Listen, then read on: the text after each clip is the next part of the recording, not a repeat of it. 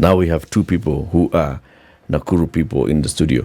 One of them is the Principal Secretary for Housing in the country, Charles Hinga. Good morning. Good morning. Welcome to the hot seat of the Situation Room. Who's the other one? The other one grew up in Nakuru. He's also called Charles Muga. He's also called Charles Muga. This is Nakuru's and Chelsea's. Right? Right. So, karibu sana. Asante sana. I know you also have your houses that you're selling in Bondeni. Yes. In Nakuru City. In Nakuru City. Yeah.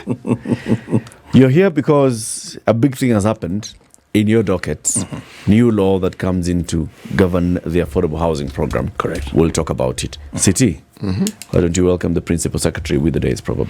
I will. Proverbs for the whole of this week come from the Republic of Burundi.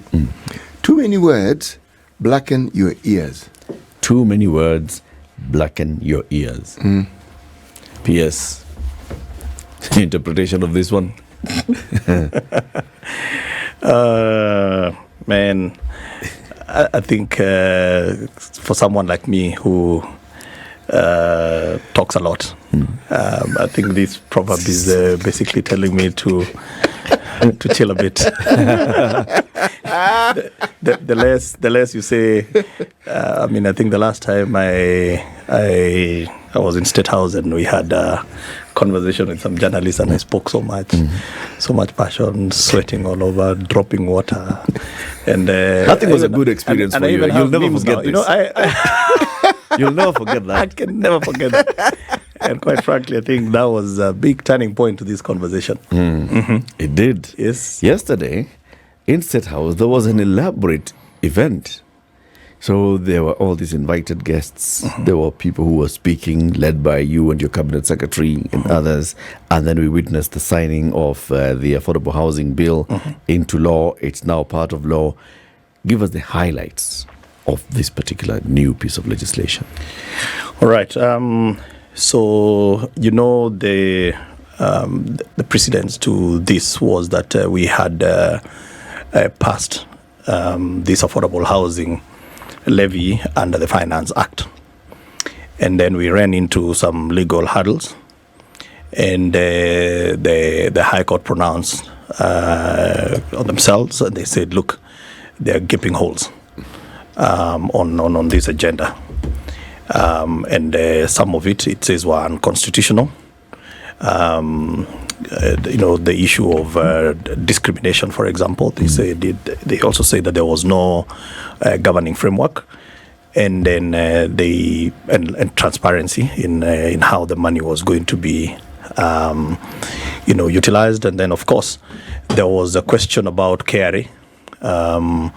The appointment of KRA to collect the levy had been challenged, and the court had found that there was some unprocedural, or the appointment was done in an unprocedural way. So all those things largely we had to go back then and address them.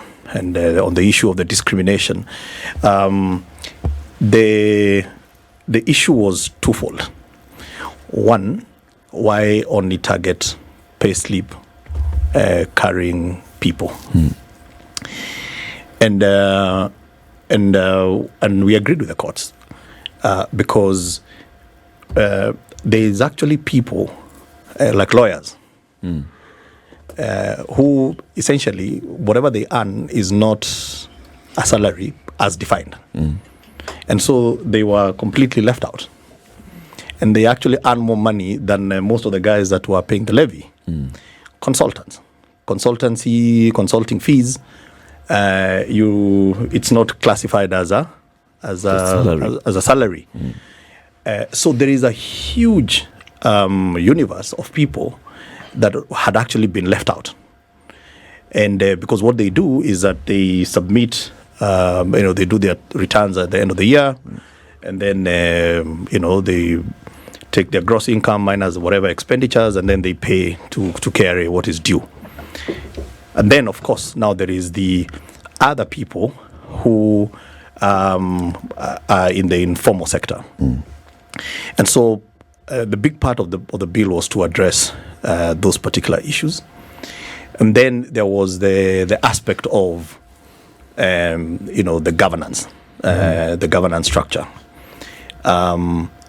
Where is the money seated? Who is superintending over those monies? How are those people appointed? And so those things were addressed. So the bill goes into a great detail about how the board is set up. There's a whole competitive process of appointing the directors. It talks about the kind of qualities that we need to see in those people. And then, of course, the administrator, who's a CEO as well, including the qualification criteria, has also been addressed. It also then addresses, who are the implementing agents. Again, because the finance bill is a money bill, so it only deals with the aspect of the levy. So a whole lot of other issues had been left out. So who are the implementing agents? So the bill, or now the Act, let me call it the Act, has addressed that. Then there was there is a motive issue of land. And I know some of your guests that have been coming here have almost branded us as land grabbers. Okay, so we, through the bill also, through the Act, now we have addressed squarely the issue of this public land. Then there was a whole elaborate public participation process. As we said yesterday, for those who are listening, sometimes we tend to take public participation as a pain in the backside, and just an exercise where let me just gather a few views, and then if I'm asked whether you did public participation, I can say, look, I went. But the beauty about this public participation was that actually Kenyans came out in big numbers. And contrary to what maybe we see on Twitter and on social media, where there was quite a negative connotation to this aspect of housing, most Kenyans came out and they said, we actually want this program.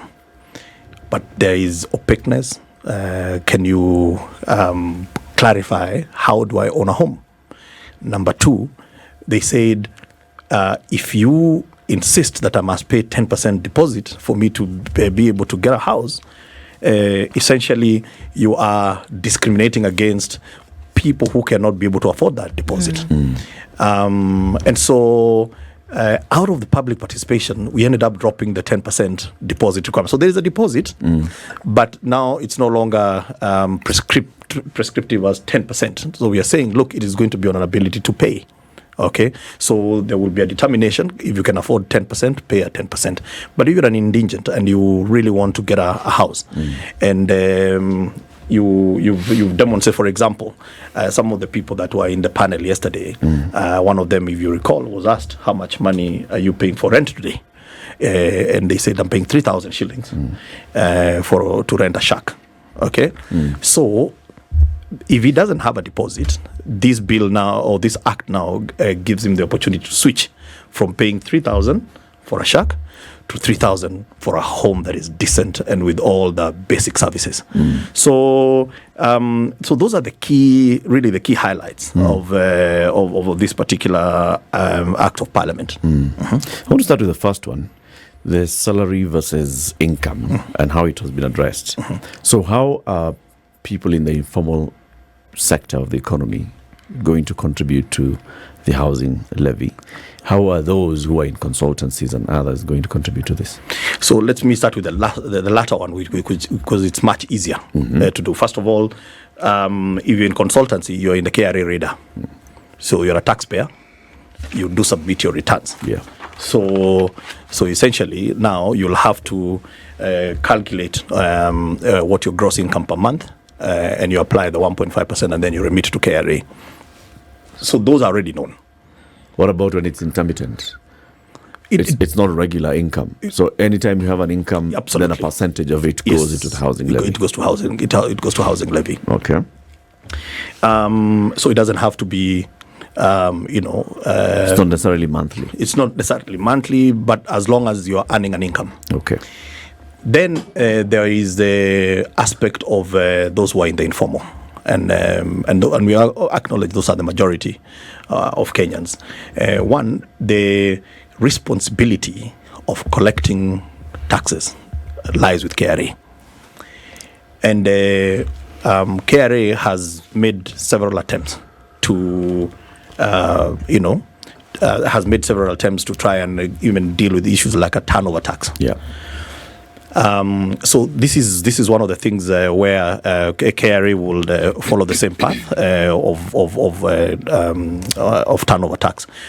But we also realized that by putting this 1.5% on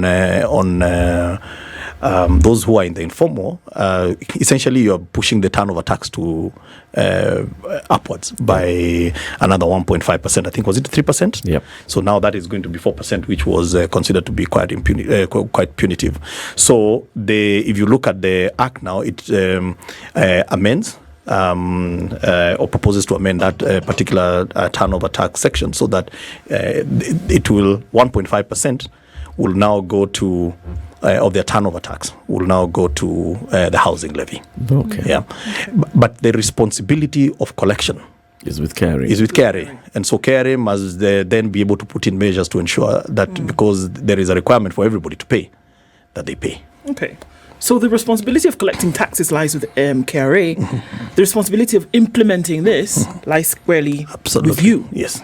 And we're not even talking about maybe, because obviously with the assent yesterday, this is going through.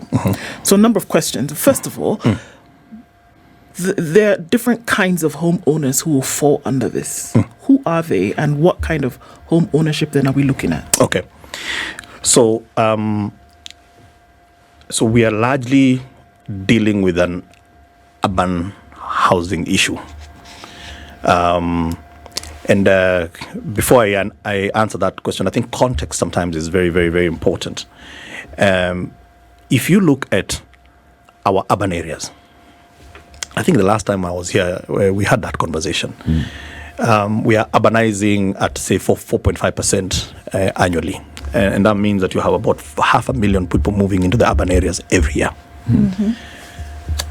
Now, what is generally acceptable or accepted norm on urbanization is that urbanization is normally associated with the high quality of life. That's why people move into the urban areas. But what is happening in our case, it's the inverse. Is that as you move to the urban areas, what do you find? You find there is no adequate housing. You find that there is no adequate basic services, water, and so on and so forth. So you find that what we're having is a proliferation of slums, and they are growing in numbers every day because we are not addressing that issue. And then something else happens, which I think is very, very important for context, is that because we are a very liberal economy and a lot of good land is in private hands, and most of that land is people are holding it for speculative purposes. So our cost of land is very high.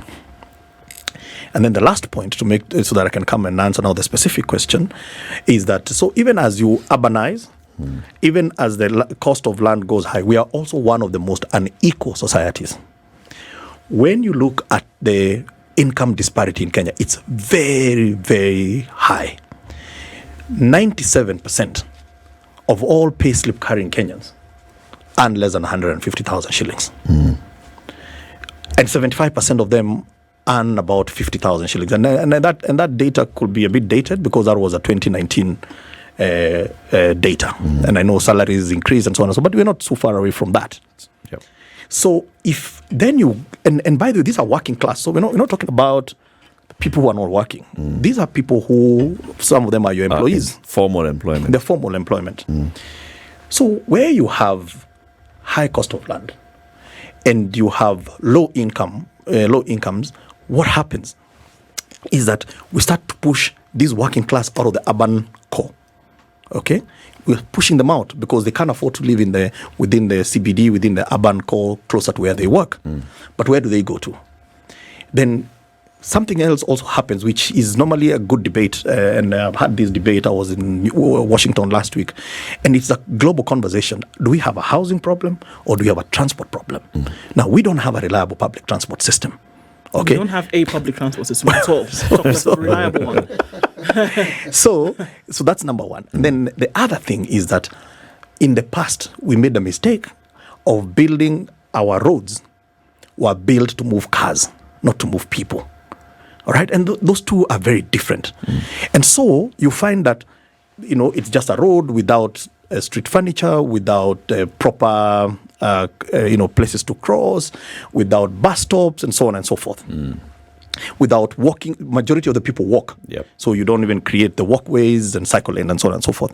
So when you look at that entire ecosystem in the urban areas, what happens is that as you're pushing these people out, your expectation is let them go to Mavoko area, maybe where there is land, they go settle. But then they need to take 2-3 matatus to get to work. So essentially what they do is that they look for the nearest closest available piece of land, and what they go there and then they find slumlords. And the slumlords have basically built shacks. Yeah. Okay? And when they build those shacks, and this is a tragedy, we did some analysis and we realized that the return that they are making, it has a significant return, better than the yields you get in the slums are way higher than you get in Muthaiga and in Karen. Okay? Tiny small shacks, illegal connection, so they're not paying power. They're selling you water and they're selling you a toilet. No land rates. And no land rates and so on and so forth. So it's big business. So they have found that lacuna. So so you find that almost 70% of our urban population now is living in those slums. Do they? Sorry, PS, but I have to bring you back to that question and that's what because it's very important for the next thing. Yes. So, which kind of homeowners are we looking at now under this? Out of all that working class that I've spoken about, majority of them that are in the slums, okay, will require a social housing. Okay, a social housing unit. Now, according to, again, dated statistics, and we are trying to work with KNBS so that we can update it, people who earn 20,000 and below, okay, yep, they made about 5 or 15% of the urban dwellers of the payslip carrying people. Okay, so 20,000 and below. And then you have about 75%, okay, that are they earn about 50,000 or thereabout, okay? And then you have another 3% okay, that are between, say, 100,000 and 150. And then the balance is over, 150,000. So the way we have addressed the issues based on income is to say that if you earn 20,000 and below, you are entitled to a social house. Okay? Okay. Now, within the social housing, we have 3 typologies. Okay? You have and the language that we use when you're dealing with social housing is not bedrooms, we call them rooms. Okay. So you have a 1-roomed house, a 2-roomed house, and a 3-roomed house. But now it's a 1-roomed house with all the basic services. Studio. Sorry, it's the studio. What they would call self-contained. What you'll call a self-contained studio. So for that particular unit, in our program, you will get it for 3,200 shillings per month. Okay. And you have up to 30 years. Okay, paying a fixed rate of 3%. Let me clarify. 3,200 shillings is what you would pay for a 1-2-3 roomed. A 1-roomed house. A one-roomed house. Yes. You would pay 3,200 shillings. Correct. For 30 years. Yeah, for up to 30 years. Up to 30 years. Yes. And it is yours. And it is yours. Okay. And by the way, and I don't want to get, sometimes when we get, I think your proverb should be guiding me here, so that because sometimes when we try, we don't want to blacken the ears, because sometimes when you get too caught up in the statistics and numbers, you confuse the people more. It is true. And of course, it's on a reducing balance. Okay, because it is amortizing, isn't it? As you pay. So that is the social housing unit.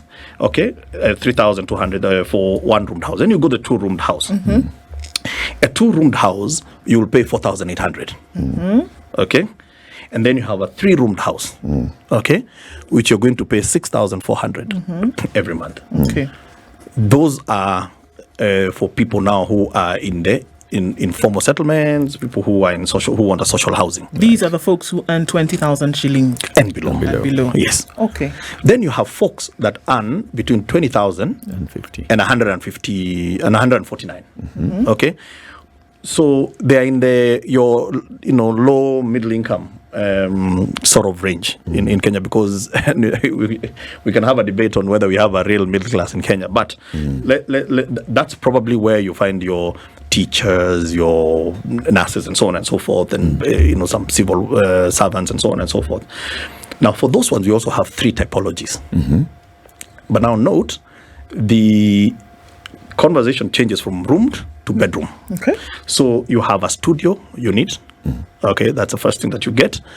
And a studio unit, you'll pay 5,200 shillings.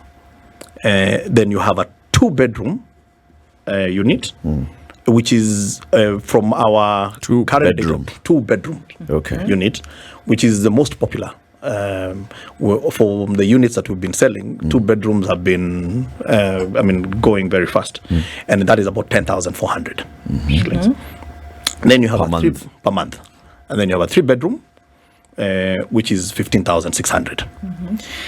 Then for those who, and there the terms are, you get a mortgage of 6%, and it is fixed. Okay, for up to 30 years. So here you can't do the per month where you did with social housing. No, it is per month.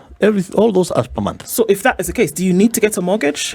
Must you get a mortgage here in order to then access this home? Or can you get into the agreement where you say, let me pay the 15,600 shillings to government every month, right? And I have this house after so many odd years. But that's exactly what it is. A mortgage is a form of a contract that basically shows you the path to own that unit. So I don't necessarily have to go to a financial institution. We will come to that, because it's the administration of that mortgage. We now have partners like banks, where we have things like KMRC, where they issue you with a mortgage. But now this is where the fund comes in. Yes. This is where the fund comes in. But you see, what we don't want to do is to, the fund is going to be lean. Okay. All right. So we will have to use third parties to be able to administer that, because banks wake up every day, they know how to administer mortgages. Okay. So we're going to have some partnership around that. Okay. So then the next one. Then now we have the last one, which is essentially we are calling it mid to high end sort of market units. Now, this also in recognition that there's some people who want a bit of choice. You want a bigger house, you want a master in suit, and of course you can be able then to afford paying slightly higher. Here we have 2 typologies. We have a 2-bedroom, and then we have a 3-bedroom. A 2-bedroom, 31,300, and a 3-bedroom to be 41,800, and the interest rate there is 9%. Again, up to 30 years, all of them. So therefore, what are we addressing? We are addressing a systemic failure in the market, whereby a country of almost 50 million, we have less than 30,000 mortgages. That's a systemic failure. Number 2, when you look today at some of you may have taken a mortgage. The rate that you're paying is now over 20% because the interest rates have been going up. It's very, very rare for you to find a fixed interest rate regime. And where did this come from? We've benchmarked, quite extensively. And if you look at an economy like the US, and you go back, you have to trace this back to the Great Depression of the late, 20s and 30s. One of the ways they came out of this Great Depression was investment in housing. There's a whole housing economics which we can talk about it. But then they created what is called the American Dream. And the American Dream was targeted to the blue-collar workers, saying basically, as long as you're willing to work hard, okay, you will should thrive. have the dignity of living in a decent place and which you own. Today, the US housing market is so huge that in 2008, when they messed around with the subprime, it almost brought down the entire economy. Okay? And what actually saved the US from collapse was because they had issued 30-year fixed mortgages. The subprime is where they were playing around with the interest rate and hedging and all that. The other economy that you want to look at is China. China is a $19 trillion GDP economy. 7.6 trillion, or 40% of Chinese GDP, is actually in the housing value chain. So, and they also have, you address the issue of affordable rate, but also long tenure. That is what we don't have in our market, because the current market, they issuing you with short-term loans, maybe 7-10 years if you're lucky. And then the interest rate is variable. And that's where a majority of Kenyans then are left out. That's why they end up getting stuck. Yeah. P.S. Must someone own a house? No, you don't have to. And that's why the bill says, or the act now says, it is to own or to rent. Now, what we have been very deliberate about is to say that if you want to own, ownership must not be left to the haves. Okay? Today, if I'm paying 3,000 shillings, okay, and you tell me that I can pay 3,000 to own, what is the problem? What if you don't want to? You don't have to. So you can rent. You'll get rental units. Okay. Yeah. Okay. Yeah. All right. So, And you can decide, and there's another category which I didn't talk to, which was the now Senate introduced rural housing. Okay? And they said, look, we must also think about rural housing, because there are people who don't want to move to the urban areas. But what is also happening in our rural settings is that we are starting to get rural slums. I don't know whether you've seen that there's so many rural slums that are coming up.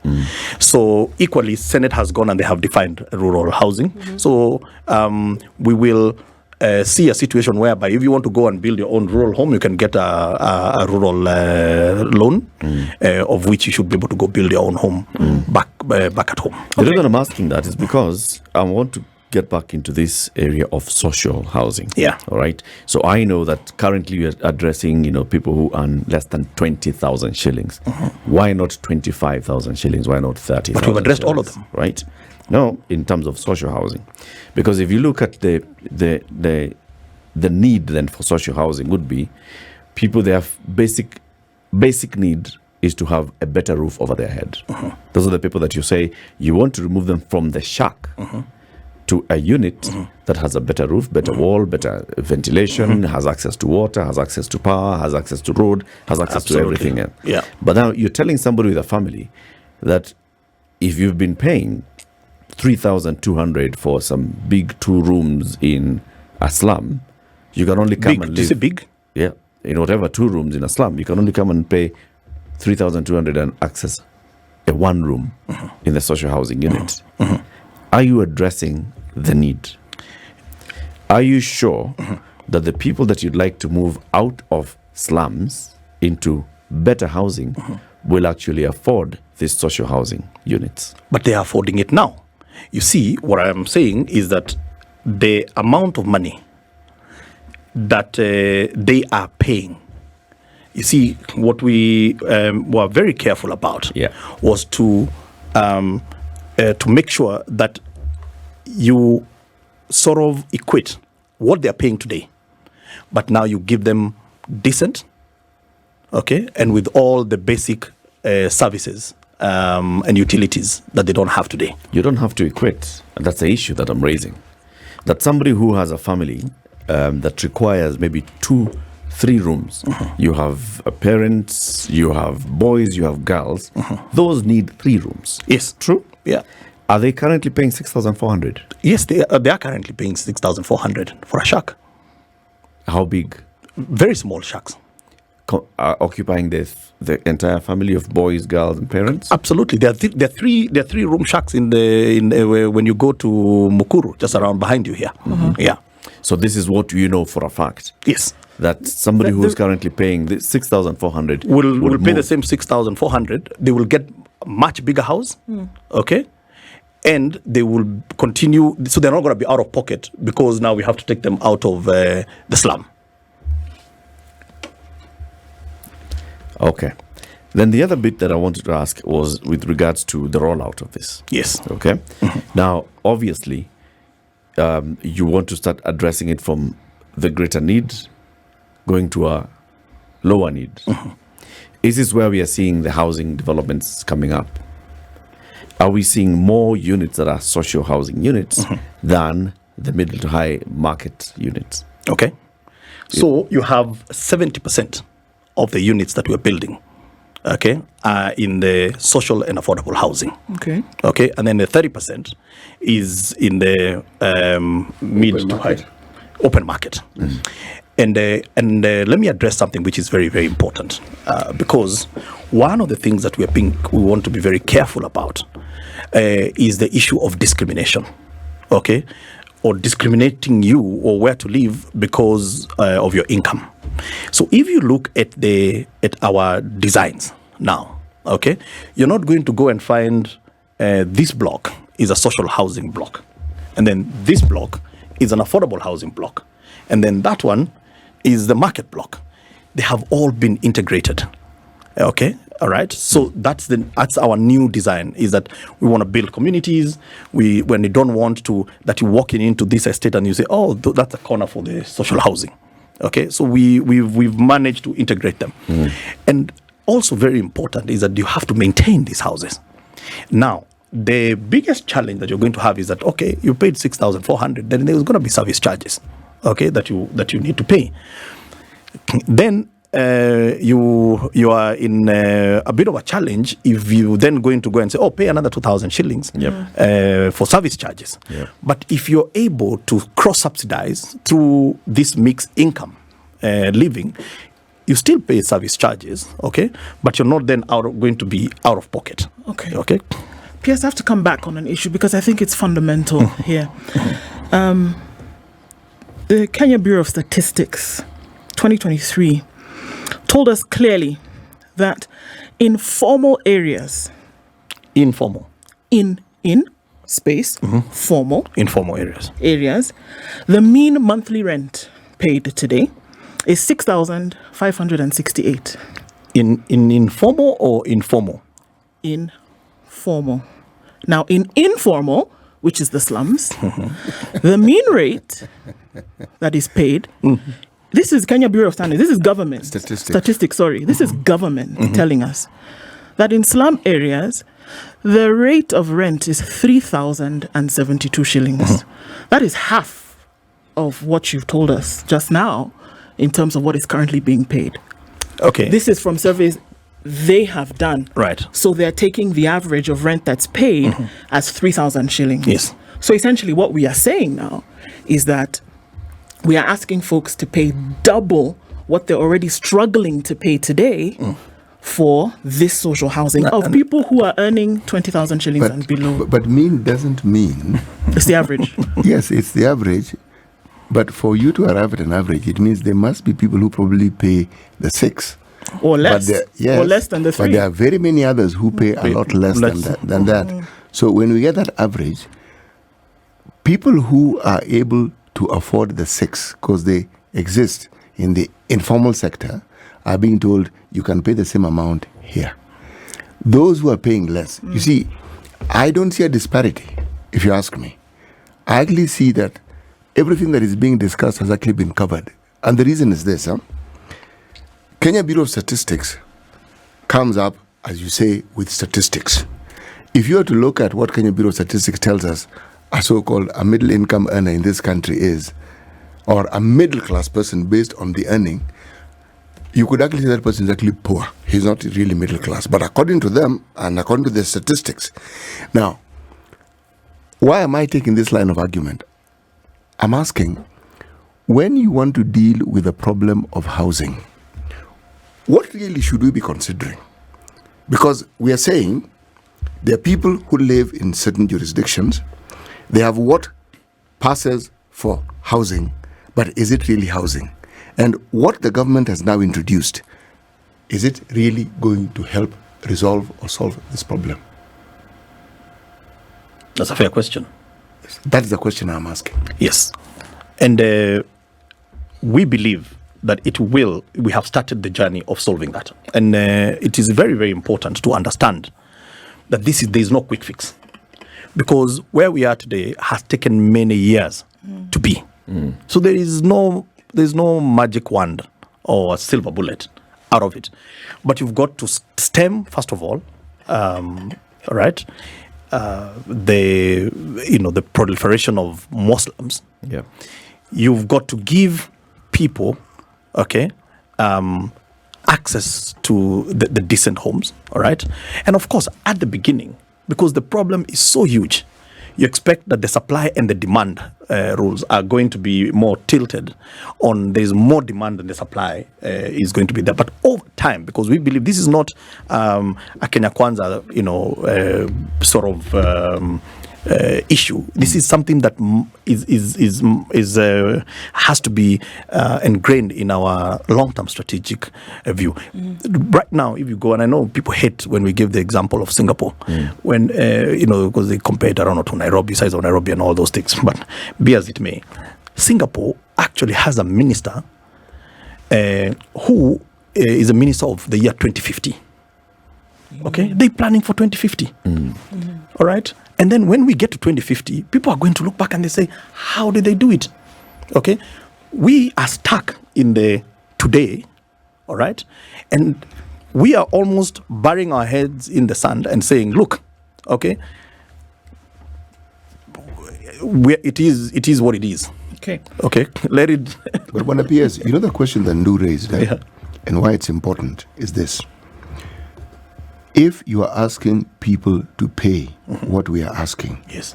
and we're taking the view that at some point that's an amount that they were paying for whatever housing unit they had, again, are we really solving this problem? Because at the end of the day, everything we're saying, whether it is the amount of money being deducted, the amount of money being asked for, the units being put up, are we really solving? And I ask this question because the people who live in these areas that we keep speaking of, is there a guarantee that they are the ones who will benefit from what we are saying? Yeah, so let me give you an example. Just behind you. Yes. Behind there. And I would really like you guys one of these days, take whatever and then go and see what we're doing here at our meteorological site. It's 55 acres. Of public land that we have converted into, some human settlement. So we're going to put about 15,000 housing units. Now, for those ones, what we're going to do is, because we are building those ones to address the three Mukuru's agenda. So what we are busy with right now is actually identifying which part, because that one you have to do it systematically, okay? Because what you want to do is move people from this part of Mukuru into this place where you have built, okay? And then redevelop, okay? Redevelop. And because when you go to these slums, what is the characteristic of the housing? It is single dwelling shacks, okay? Yeah. But here you're doing some densification. Right? So you are now able to, for a small piece of land that had very many shacks, now you're able to be able to densify. Again, that is something that is going to take time, because you're talking about how many households. I think through just the Mukuru Kwanjenga, where we did some special planning. When you look at the Mukurus, you're talking about what, 105,000 households? Okay, so when are you going to be able to address the 105,000 households, plus address more people who are coming in, who are moving in? So this is by no means a perfect solution, but you're definitely starting to address. But do we know, I think the questions it is asking, the 15,000 units that you're putting up around Mukuru, yes, are they going to be occupied. Yes, by so the current occupiers. So let me give you the best example is Kibera, Soweto. Okay. Because I think that is a much a better example of what we're doing with our slums. Kibera, Soweto, okay, which is under construction. We have already enumerated the people.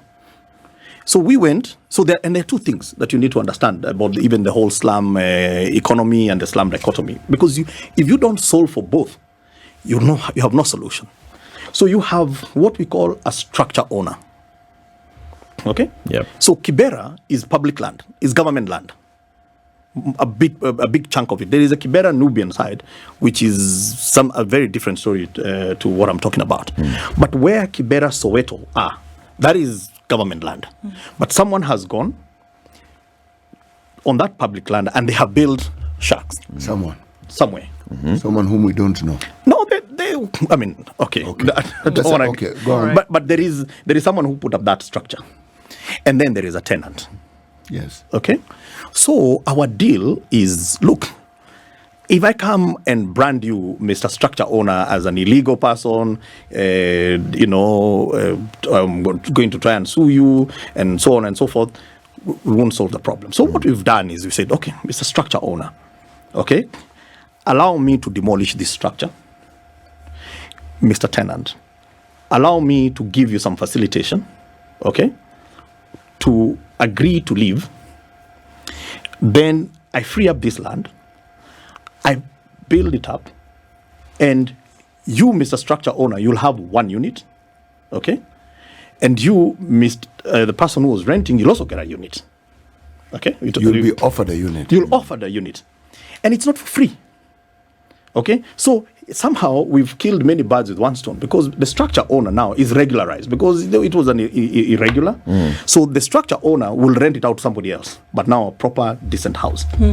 The tenant will have the right to come and occupy, but now not to rent, okay, but to own. Okay.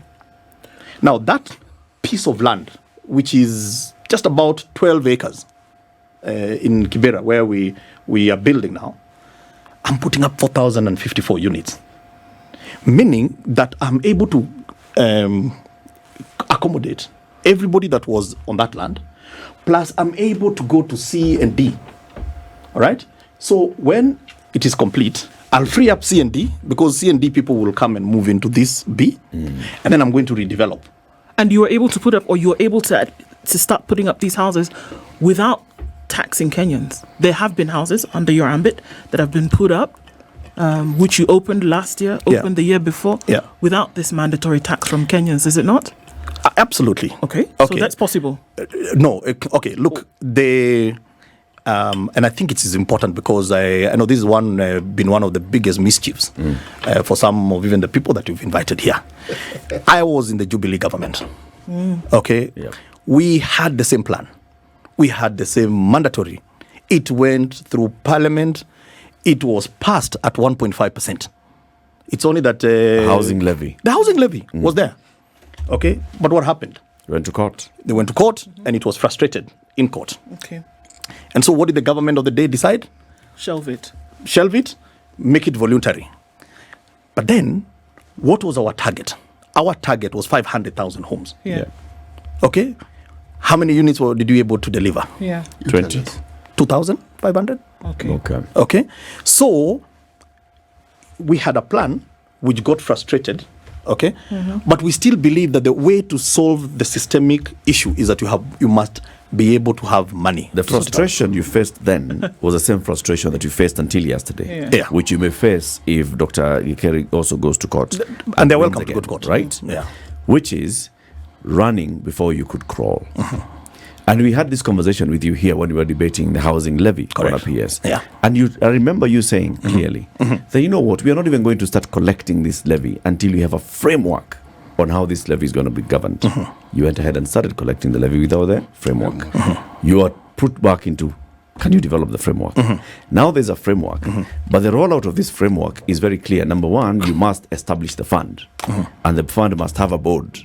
And like we saw with the Hustler Fund, the Hustler Fund started being rolled out without a board in place. So we have fear that it's the same kind of thing that's going to happen. No, it's not. We've addressed those things. Let me tell you how we've addressed There's a fund and a board to be appointed by the president, the cabinet secretary, and others to be involved in management of the fund. Correct. And bring in the other stakeholders. Kotu is involved, the Federation of Kenya Employers is involved, and others. Yes. How soon is the fund going to be in place before we get deducted? If you read end of this section month? 2 of the fund, we anticipated that and we've addressed it. So the law comes in 2 phases. Through the publishing, which I believe it is being published today, through the publishing of the vellum of the bill now, which is the Act, Section 4 and 5 of the Act have been operationalized. So you don't need a board, you don't need all those things, but what does Section 4 and 5 mean? It is the issue of the deduction. Okay? So the issue of the deduction has been operationalized. Then today, also, the chairperson has been gazetted, or will be gazetted, and you know, I'm slightly, you know, you're here, so I'm here now, but I know that the chairperson has been identified. The chairperson has been identified to be appointed. Okay. Then the second part of operationalization of this is through gazettement by the cabinet secretary of the Act. Not just the board members. The Act itself. So there will be a gazette notice, okay, where we shall operationalize the other sections of the Act. So now there is a board member. There's a chair that is being gazetted, and Kotu, FKE, and COG already have their letters to appoint or to nominate their people for appointment. And so by next week, we will have gazetted the board. Okay. Then there are 3 members who are independents, and in the wisdom of Parliament, they said, don't just go pick Dr. Muga because he's your friend or whatever it is. Let's go through a competitive process. Okay. So those 3 are not going to come in immediately, but it also puts in a provision on quorum. Okay, so we've learned from the past. I want to ask a question about ownership, because, and you've said it has been discussed in public domain, even here on this show. You go and identify public land belonging to a county. It's public land that is actually being managed by the county government on behalf of the public. Yes. Set aside that piece of land. Bring in a private contractor to develop the houses. Bring in the fund to buy the houses, whatever is happening. And then the person who starts paying this 5,200 for a studio gets into ownership of this house. How are we transferring public land to become private land? Now, that is also one of the areas that we've been able to address through this bill. How? Because we've now been able to tie, what is an affordable housing scheme, it's now defined, and link it back to the Land Act. Okay, because when you go to Section 12 of the Land Act, it deals with public land. Section 2, and I wish I could read it for you, of that Land Act says, one second, that the competent body that has the authority to allocate public land is National Land Commission. So in our Housing Act now, we've been able to link what we are doing where we are land banking for affordable housing back to the mandate of allocating that land, which is National Land Commission. And when you go to, it's actually 1B allow me to read it for you. It says that the commission, that is National Land Commission, may, on behalf of the national or county governments, allocate public land by way of, and there are many up to F, but the one that is linked to the affordable housing is B.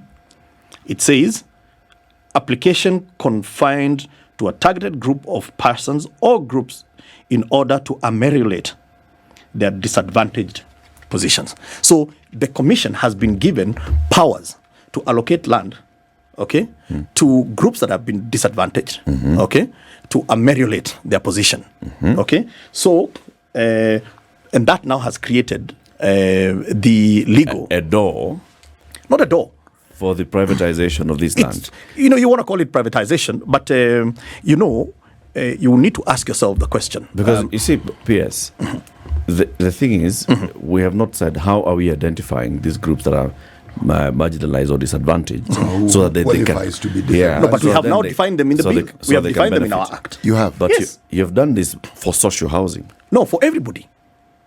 That's why I said when she asked me the question, The 3 houses. the 3. Now we have actually said the 4. Yeah. Okay, and we've said that there is, based on incomes, okay, there are those who earn 20,000 and below, 20,000 to 149, 149 and above, and those who live in the rural areas. Okay. Respond to this. That this is a scheme by government or those in government to then go ahead and grab this land. So yeah. So you have decided that we are going to have 70% of this is going to be the social housing. So we'll have the people who maybe could have lived in slums coming here and owning a house over the next 30 years. But there's a market level here that is having houses as well. There are other common areas that you could say, over the next 30 years, we're going to be able to build these houses. This program could be abandoned, but the land was already done what? Allocated. How do you address those concerns and those fears? So That first this of is all, not, it's finding a way through to come and find our public land, build a couple of houses here, and then abandon that project as a white elephant. Well, a few people are going to benefit, and then now the rest of the land, now we say, ile serikali ingine ilikuwa na watu very hii sasa hii ndio tutafanya na but it's now anchored in law. Okay, right. I think section 40. Let me just take you to the exact section of the bill. So that has been addressed. It is in issues of land. It's section 41. Okay, has addressed those issues. So how does a government grab from itself? I mean, there are some things which I just find they're very nice for headlines and they excite the public. And you've got those people that you love inviting that just love those type of headlines. Okay, With reason, though. With reason. With reason. Because it's not government grabbing land for itself. What they're referring to, and you well know what we are saying, People. land which is intended for public good ending up in the hands of people, individuals. You see, that is the privatization so of can I ask you a question? Ask. We use same public land to build schools. Yes. Okay. Yes. Hospitals. No, just hang on a second. Let's just deal With one schools. at one. Let's deal with schools. That school does not serve everybody. Is that correct? It's supposed to serve the people who live within that locality. Okay. So, but the question is, all right, okay, that public, it is for public good. It is. Okay. Yes. Housing, okay, is a bill of right. It's a basic right. It's a basic right. Yes. And in which Kenyans bequeathed that right to themselves. Yes. Okay, right? And the responsibility has been given to government, okay? Yes. To ensure that there is the greatest enjoyment of those rights, Yes. okay? Right? We then are custodians of that land on behalf of the people, okay? And we have determined that one of the barriers, okay? One of the barriers to the people enjoying that right is simply the cost of land. Yes. So, by national government or county governments identifying land, plan it, ensure that there are schools, there are clinics, there are markets, okay? All right, within the same settlement. And then availing it for development of decent homes and providing, basic services. Yeah. Okay? And ensuring, okay, that the cost of land does not become a barrier. Isn't that what you're saying? That you Yes. are ameliorating? No, we're in agreement. I want to ask me your question. I'm still waiting for your question. So the issue is that the fact that you can go to the school, Yes. okay, that public school, okay, Yes. but not everybody, okay, is going to enjoy that particular school. Yes. All right. Yes. The question then is, these same people, Yes. okay, that you're saying, okay, fine, you can build the school here, are living in squalor. Yes. Okay? So it's okay for you to reserve the land to build a school, but allow them to continue living in squalor. But if I may ask, in this case, you're saying that a school will be built in a particular area, but not everybody will enjoy. In this housing, affordable housing levy, everybody is being levied.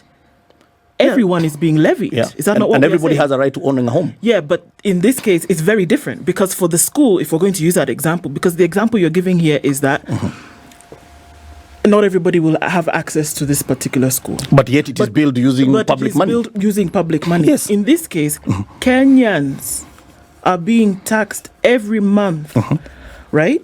For this same idea. Where is the disconnect? No, but we're saying that in this case with education, I'll show you the disconnect. in this case with education, Yeah. here's a school, right? The people in this area then have access to this education, and it is a public offering. Yes. Here with housing, we are saying that you must all pay, but you are saying that not everybody will have access to these houses. Not everybody will own. Not everybody is going to own that particular house. Yeah. Okay? But everybody who is paying has a right to owning the home. And the only issue that you're dealing with, this is what I addressed earlier on, is an issue of supply and demand. So over time, you are going to You create balance an the equation. equilibrium. Yeah. But you see the difference, PS, and which is comes back to my initial question: must people own these homes? Is the school, once it's built, it is there for posterity. The people around that community have access to that school Correct. equally. When the houses are built, the people who own the houses Yes. then become the exclusive people with access to those homes. It ceases being public. A public school remains public forever.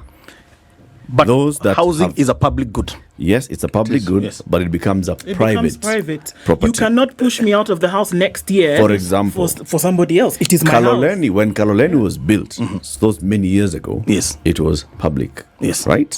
It remained public. Because Under it is rental, because it was a rental. Yes. But it's accessible to anybody who can then afford to come and live there. But not Somebody everybody. else can move. Not everybody. Not everybody. But it's lives in access- Kaloleni. It's accessible to No, everybody. but it is not everybody who's. So let me ask you. Today, if I want to go live in Kaloleni, Yes. okay, because it's a public house, but there's somebody, Yes. then what happens? If there's a chance that somebody lives there, If there's a vacancy, you can get no, it. forget you about the have a vacancy. chance. No, You know, But you have an opportunity to. You have may a I- chance. May I say something? Buena PS, your job is a difficult one. It's an extremely difficult one. it is. It is. It was Because easy. you are presented with a situation that, on the face of it, is a wonderful thing that everybody would love to see being actualized. But we are having a discussion against a background where the very stark naked aspect of mistrust clouds everything that you may say. And now that is, you've hit the nail on the head. It's. Let me ask you. Ask. So this is our plan, Yes. and because you are, well researched, what will be your plan? How do you address what is happening right behind you here? Are you okay just because you're sitting in a nice air-conditioned office here, and you came from a decent house? What makes you better than that person today who, right, woke up from the shack? Nothing. What solution do you have? Mine Is- don't sell the house. Don't sell the house. Yes.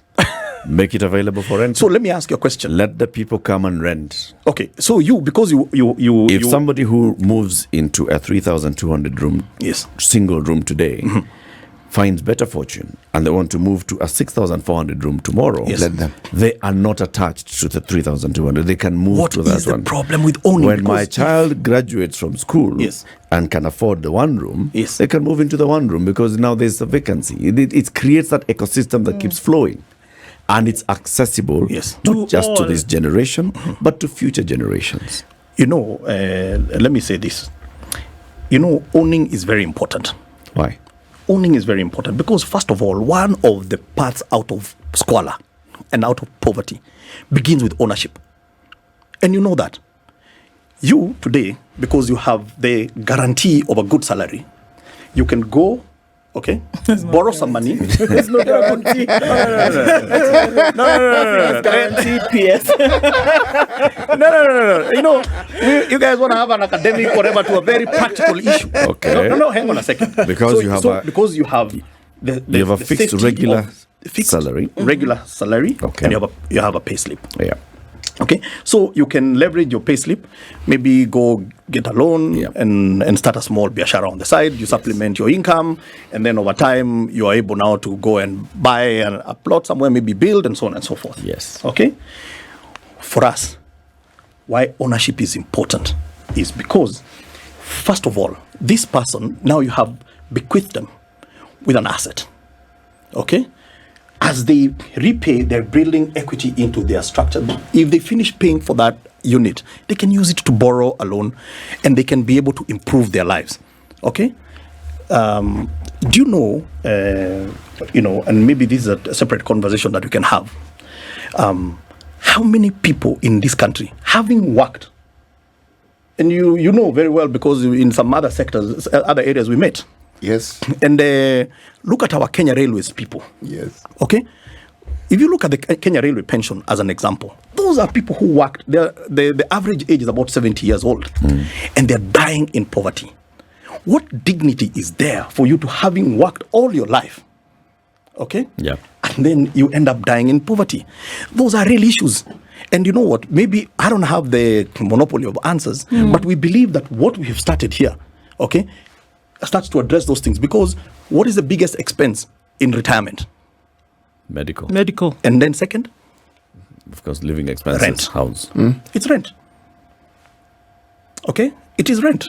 So you've worked all your life, and then the pension you get is so little, you have to deal with your medical, and you have no home. So this issue is it's not as simple as you trying to put it out there. But for us, we believe it is a noble thing that if I can be able to assist you, that in your lifetime, to own a home. Okay, if we can be able to assist you to own a home, and you don't have to break your bank. Okay, that if you have the choice, pay rent or own. Okay, the money that people are levied every month, right, across these tiers that you mentioned, this is mandatory. Yeah, there's no getting out of it. What happens to that money over the years, the 30 years, however? So that's one question. Which money? The money that you're levied every month. But it's going to Mjengo. Hold on. What happens if you do not purchase? Because you've said it's optional. But it is not your money, it's a tax. It's not a contribution. It's not a contribution. Yes. And it's also very important because you see, initially it was a contribution. And this is also the beauty. I think we can have this conversation because it is also the beauty of legislation, isn't it? We started, when we presented to Parliament, it was a contribution. So you had a right to it. You had a right to it. Okay. But we were sued before the bill was passed. Okay. And when you looked at the at the pleadings, okay, we said okay. So they don't want it to be a contribution. So let's force them. Not force them. I mean that's what it is. No. We said okay. When you institute a tax, you're forcing somebody. We thought let's bequeath you a right. But then Okoh Mtada went to court and served this government, and then through public participation, they said, look, why force me to save for something I don't want? Okay? All right? So, and there was a bit of murkiness. And the other one, why do you have a saving in a money bill? And those are some of the issues that he put out there. Yeah. But because we have an agenda to address, you then look at how else do you do it? And that's how we came up with the levy. So now it's a tax. Now a levy is a tax. It's the same way. I pay a tax whether I use a road, whether I use the... You may never go to Lodwar and drive on that road. Yeah. It's a beautiful road done, but it doesn't matter. Yes. But however, why it's a levy? You see, the difference between a tax and a levy is that a levy has a defined purpose. Tax is general. Yeah. Okay. Yeah. So this one is ring fenced, but it actually gives you a right. As long as you're paying, okay, now you can participate in this scheme. Now, what is in this scheme? Okay, what this scheme has done is that it has, first of all, removed almost 60% of cost, okay, to make sure that you can be able to afford. So it's an you opt in, but you are entitled to 1 unit, 1 KRA PIN, and that's it. How does one then qualify for a house?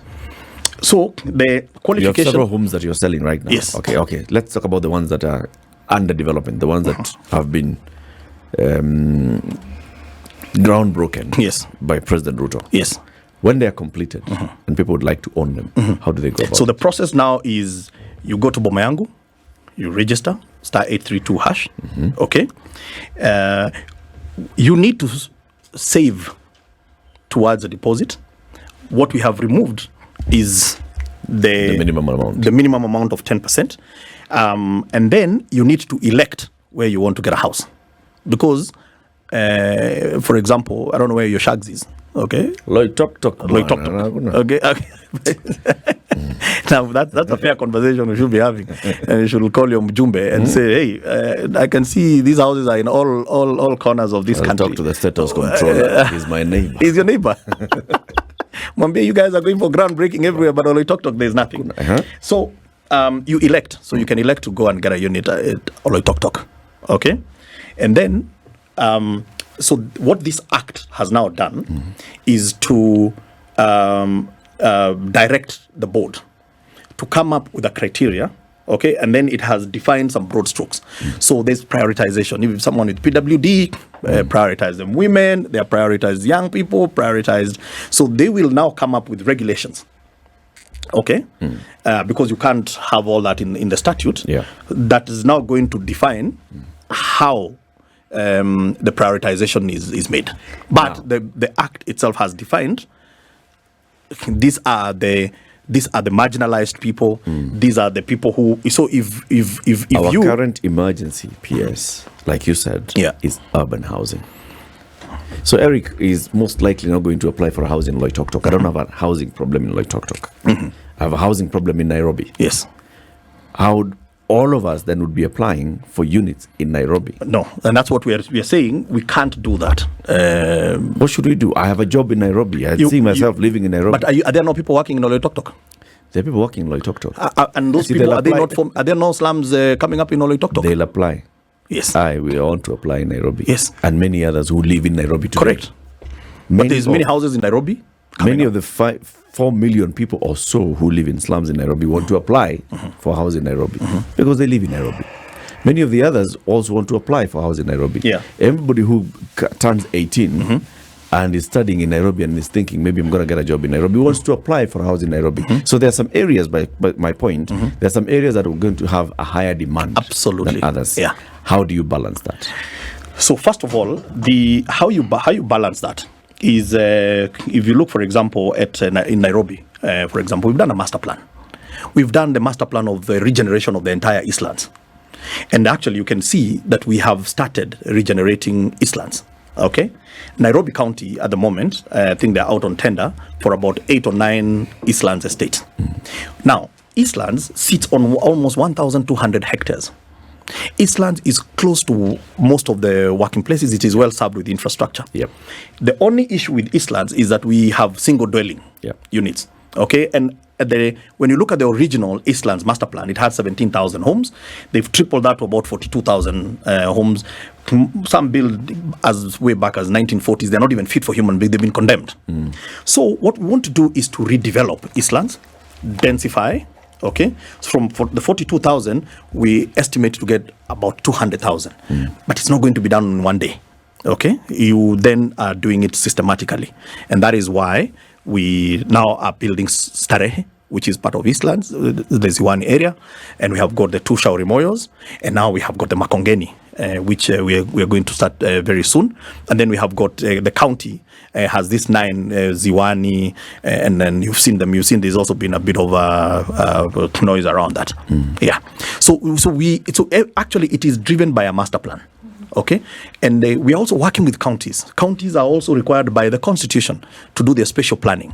Okay, so we are looking at what is your spatial planning, and have you set aside land for this purpose, human settlement purposes, and then we bring in the investment and accelerate the development of human settlement matters in a planned way, because there has to be a plan.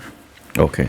So every ID is entitled to a house. Every KRA pin. Every KRA pin. Yes. As long as you apply through the Bomayangu platform and you save something small. Correct. You make an application. You are entitled to one unit. One unit. If you choose as 1 room, it's okay. That's what you get. Yes, that's what you get. If you choose 3 room, that's what you get. Yes. Okay. So then what happens? Because I was anticipating, I'm trying to preempt a question that you're going to ask. So let me ask it myself, because I can ask it easily much more easy. And then respond to it in that. I'll respond to it. Okay, ask and respond, please. So, Kenyans are very enterprising. And so they are the guys who are seeing biashara in this. So one of the things that we foresaw and we put in this act is a situation whereby you go to your village, get the boda guys, the mamambogas, and collect their KRA pins. Yeah. Go and even apply their knowledge. with or without. Yeah. Okay. Most likely with, because you go and get them to apply. You can even fund them to buy those houses quickly. Yeah. And then they sell them to you. Okay, that is one of the mischiefs that we anticipated. So now there is going to be a caveat. Okay, there's going to be a caveat, so that we don't. These are highly subsidized units. You don't want to distort the market by getting highly subsidized units and then selling them the next day. So there's going to be a caveat. Our view was to put a caveat for 7 years. Yeah. You can't sell before 7 years. So if you go and do that enterprise, you have to wait for 7 years, yes, sir. at least. But national parliament, both houses decided, look, okay, don't prescribe in the statute the 7 years, but you cannot sell that unit without the permission of the board.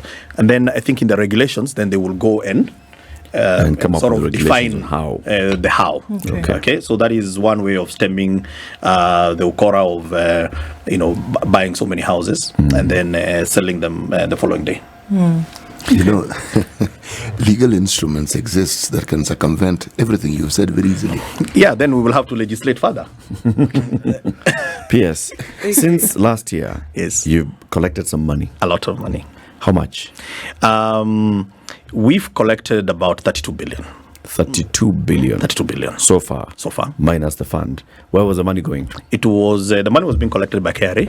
And the way Parliament appropriated the money, it appropriated in something which is called appropriation in aid.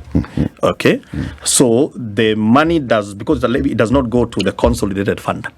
That money goes to our central bank account. And I have... this is the central bank account for the State Department for Housing. State Department for Housing. Okay. And so far, the balance I asked last night because I was anticipating that that's going to be a question. So let me give you my friend, let me tell you, this job...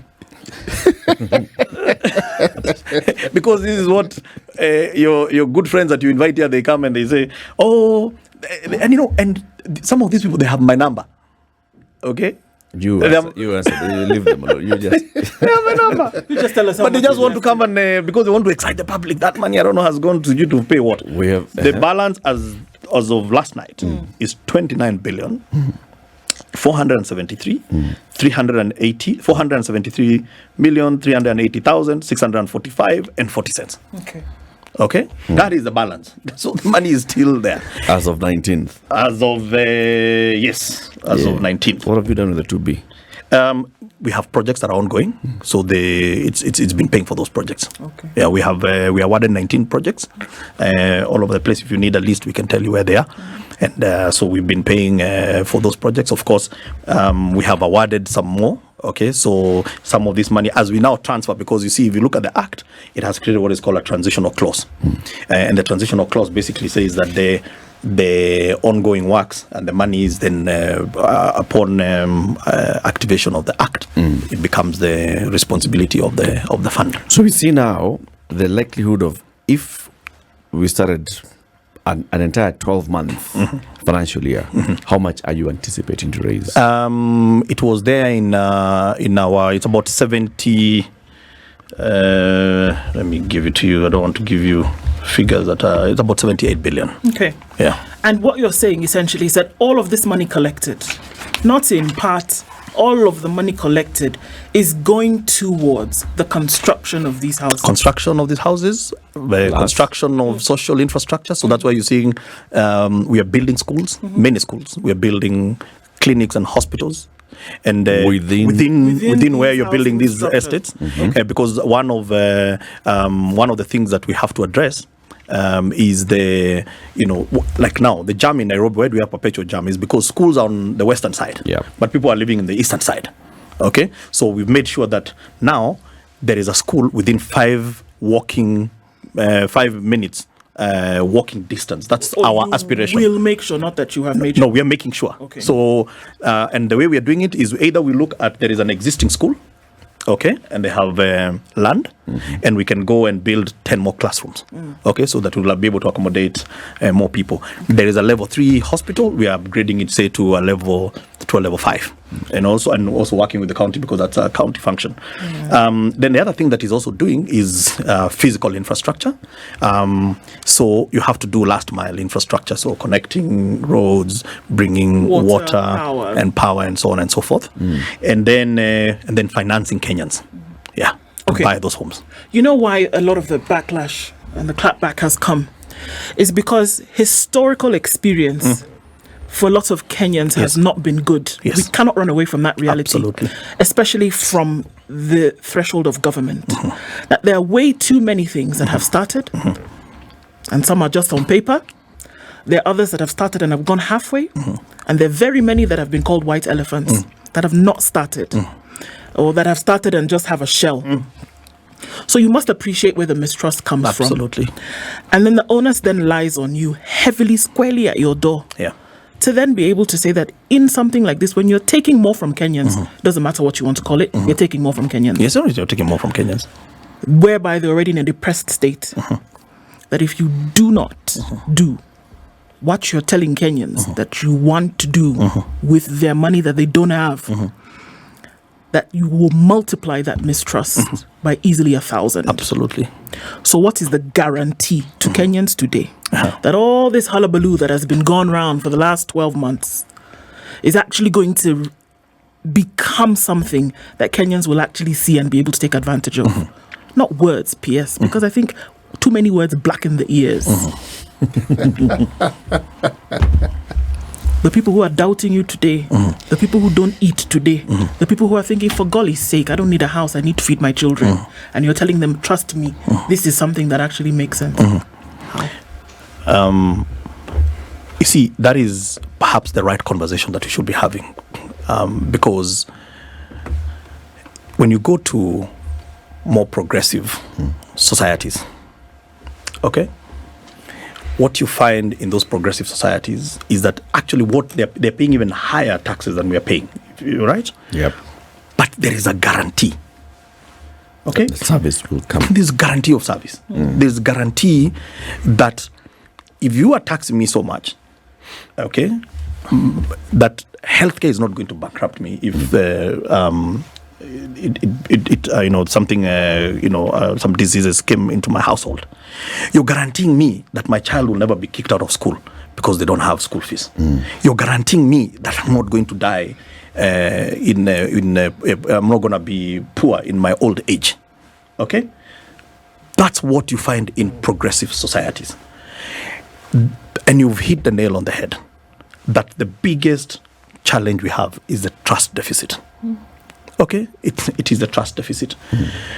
Now, there are a couple of measures that have been put on for example, on this bill. The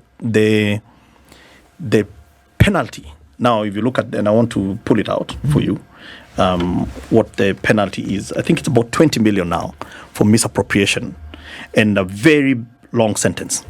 Okay? That is one of the deterrents that has been put there. There are other things that we are doing that hopefully with time Kenyans will start appreciating that there is actually a group of people that are sitting down and making sure that our money goes to good use. One of them is we have sat down with the president for a very long period of time to rework on costs. Okay? Because when you talk about misappropriation of money, it's not just that someone is going to go withdraw. It's very difficult to go withdraw money from the account. But money will be misappropriated through projects. Yeah. Okay?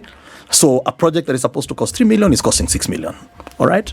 So one of the ways of addressing that is that we decided that we are going to call the institutions of higher learning. So we've got Kenyatta University, we've got TUK, and we've got Nairobi University. And we told them, can you design? Then we got the Institute of QSs. We got the Institute of Engineers and Architects. And we told them, can you look at the cost? Because I'm not a technical person, but let me tell you some of the things that I've learned over time. You over-design. Okay? You over-design. So where there's supposed to be one pillar, you have 2 pillars. Okay? That's part of the way public money gets lost because that's wastage. Okay? You've over-designed. You have more corridors than you should be having. So those are some of the things that you find. All right? So right now, we have a reference price. Okay? Which we are going to gazette. Okay? That if you are interested in affordable housing, this is the ceiling. Okay? If Per you want to square go foot. per square foot. Okay. Okay? Anything above that, we're not dealing with it. But we've gone even further. Okay? The last couple of weeks, I have taken that same design and I've taken it to the Kenya manufacturers. Because where a majority of these jobs going to be created, you see, people think the majority of the jobs are on the Mujengo site. There's a lot of jobs that are also being created in the industries. But you see, today it's cheaper to get cement from Egypt than to use the local cement. But what we have decided, and we made it very clear, I am willing to pay a little bit more for a local cement because it is creating a local job. Okay? But however, okay, we have now given our local manufacturers the standard. Okay? Now, where there is also more wastage, let me give you another example. And you don't find it in private sector a lot. Okay? But you find it in public sector. So we don't have, even the pillars in one home are not the same size. Meaning that you cannot go and buy steel in bulk. Okay? Because you'll buy, then you have to kata. All right? Why? Because the pillars are not the same size. Yeah. So now what we've also done is we have standardized. Okay? Meaning that now we will be able to get steel, okay, that is standard throughout. And paid for. Yeah, and it is the same size. Because you see, and then also look at tiles. Maybe a good example are tiles. If you look, and I don't know where your office I can see, there's probably wastage because there's so many tiles that fit, and then towards the end, okay, you end up cutting. That's wastage. So because we have a standard design, and we are able now to have standard materials. So you can order. You can order in bulk. Okay, and lastly is to bring in another element of governance. So we have just onboarded 31 private consultants. Okay, that we have already, and we negotiated a very good fee because they were charging us 10%, and that negotiation was actually led by the president himself. He's called all these architects and whatever, and he says, "Look, we want you to come and be part of the supervision of this work, okay? Because you add another layer of independent." Governance. The governance that will now probably give Kenyans some comfort that there's no manga business that is going on. So they're charging us 2.5% as opposed to 10% that we're having. So, so there is all those things that we have put, as measures, and so, and let me put it this way, because I think this is probably has been one of the most profound conversation that I had with the head of state. In one of the meetings, he said that a lot of you come addressing us members of cabinet and the executive, and because some of the decisions are not popular. Okay, there's so many unpopular decisions, and you're worried about the second term. And he said, what is the point of having a second term if you cannot be able to do what you told the people you're going to do in your first term? Okay?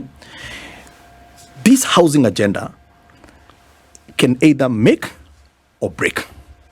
And so we have been told in no uncertain terms Okay, and I think those who will take those words as a bluff, I think there is something big waiting for them. If you look at the safeguards, and I'm saying the president himself we've been having meetings. Those architects go to State House, so it's not that they go sit with Hinga and then agree. No, those prices have been agreed at in State House. So if I go and implement something that is beyond the prices that we have agreed upon, what is going to happen? Kinaumana, Kitakuramba. PS. Thank you very much for joining us. Thank you We've so extended the show by 30 minutes. Okay. We end the show normally at 10 a.m. Okay. It's now 26 minutes to 11, but we thank you for coming. Thank you, and your questions are always hard, but fair.